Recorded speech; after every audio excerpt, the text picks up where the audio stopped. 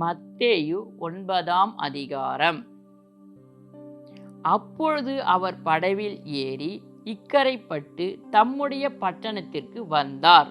அங்கே படுக்கையிலே கிடந்த ஒரு திமிர்வாதக்காரனை அவரிடத்தில் கொண்டு வந்தார்கள். இயேசு அவர்களுடைய விசுவாசத்தைக் கண்டு திமிர்வாதக்காரனை நோக்கி, மகனே, திடன்கொள், உன் பாவங்கள் உனக்கு மன்னிக்கப்பட்டது என்றார். அப்பொழுது வேதபாரகரில் சிலர், இவன் தேவ தூஷணம் சொல்லுகிறான் என்று தங்கள் உள்ளத்திலே சொல்லிக் கொண்டார்கள். இயேசு அவர்கள் நினைவுகளை அறிந்து, நீங்கள் உங்கள் இருதயங்களிலே பொல்லாதவைகளை சிந்திக்கிறது என்ன? உன் பாவங்கள் மன்னிக்கப்பட்டது என்று சொல்வதோ, எழுந்து நடவென்று சொல்வதோ எது எளிது? பூமியிலே பாவங்களை மன்னிக்க மனுஷகுமாரனுக்கு அதிகாரம் உண்டென்பதை நீங்கள் அறிய வேண்டும் என்று சொல்லி திமிர்வாதக்காரனை நோக்கி, நீ எழுந்து உன் படுக்கையை எடுத்துக்கொண்டு உன் வீட்டுக்கு போ என்றார். உடனே அவன் எழுந்து தன் வீட்டுக்கு போனான். ஜனங்கள் அதை கண்டு ஆச்சரியப்பட்டு, மனுஷருக்கு இப்படிப்பட்ட அதிகாரத்தை கொடுத்தவராகிய தேவனை மகிமைப்படுத்தினார்கள். இயேசு அவ்விடம் விட்டு புறப்பட்டு போகையில் ஆயத்துறையில் உட்கார்ந்திருந்த மத்தேயு என்னும் ஒரு மனுஷனை கண்டு, எனக்கு பின் சென்று வா என்றார். அவன் எழுந்து அவருக்கு பின் சென்றான். பின்பு அவர் வீட்டிலே போஜன பந்தி இருக்கையில் அநேக ஆயக்காரரும் பாவிகளும் வந்து இயேசுவோடும் அவர் சீஷரோடும் கூட பந்தி இருந்தார்கள். பரிசேயர் அதை கண்டு அவருடைய சீஷர்களை நோக்கி, உங்கள் போதகர் ஆயக்காரரோடும் பாவிகளோடும் போஜனம் பண்ணுகிறது என்ன என்று கேட்டார்கள்.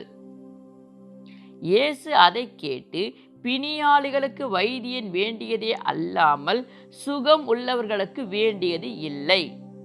பலியை அல்ல, இரக்கத்தையே விரும்புகிறேன் என்பதின் கருத்து என்னதென்று போய் கற்றுக்கொள்ளுங்கள். நீதிமான்களை அல்ல, பாவிகளையே மனம் திருப்புவதற்கு அழைக்க வந்தேன் என்றார். அப்பொழுது யோவானுடைய சீஷர் அவரிடத்தில் வந்து, நாங்களும் பரிசேயரும் அநேக தரம் உபவாசிக்கிறோமே, உம்முடைய சீஷர் உபவாசியாமல் இருக்கிறது என்ன என்று கேட்டார்கள். அதற்கு இயேசு, மணவாளன் தங்களோடு இருக்கையில் மணவாளனுடைய தோழர் துயரப்படுவார்களா? மணவாளன் அவர்களை விட்டு எடுபடும் நாட்கள் வரும், அப்பொழுது உபவாசிப்பார்கள்.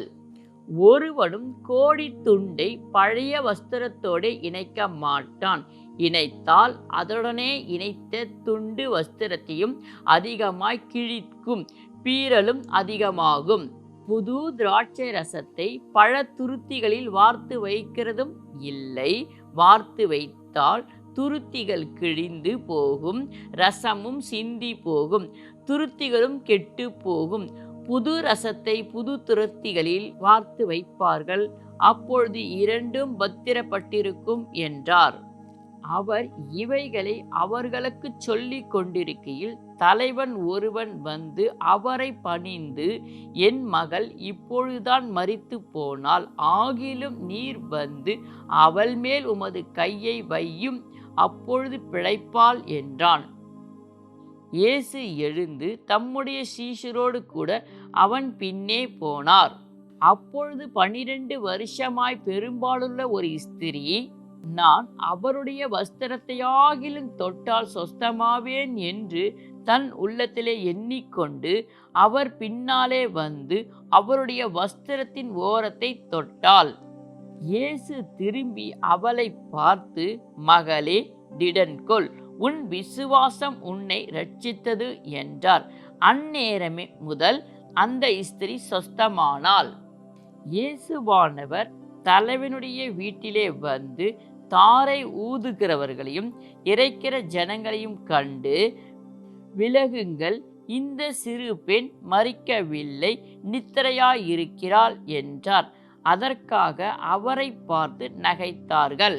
ஜனங்கள் வெளியே துரத்திவிடப்பட்ட பின்பு பின்பு அவர் உள்ளே பிரவேசித்து அந்த சிறு பெண்ணின் கையை பிடித்தார். உடனே அவள் எழுந்திருந்தாள்.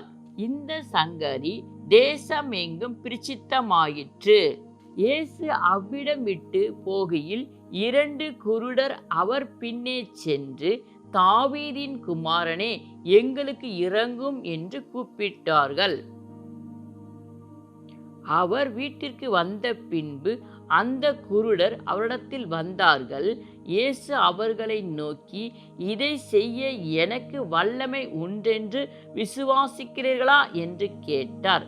அதற்கு அவர்கள், ஆம், விசுவாசிக்கிறோம் ஆண்டவரே என்றார்கள்.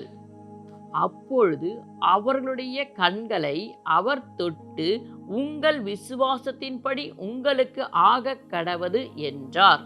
உடனே அவர்களுடைய கண்கள் திறக்கப்பட்டது. இதை ஒருவரும் அறியாதபடிக்கு எச்சரிக்கையாயிருங்கள் என்று இயேசு அவர்களுக்கு கண்டிப்பாய் கட்டளையிட்டார். அவர்களோ புறப்பட்டு அத்தேசமெங்கும் அவருடைய கீர்த்தியை பிரசித்தம் பண்ணினார்கள். அவர்கள் புறப்பட்டு போகையில் பிசாசு பிடித்திருந்த ஊமையான ஒரு மனுஷனை அவரிடத்தில் கொண்டு வந்தார்கள். பிசாசு துரத்தப்பட்ட பின்பு ஊமையன் பேசினான்.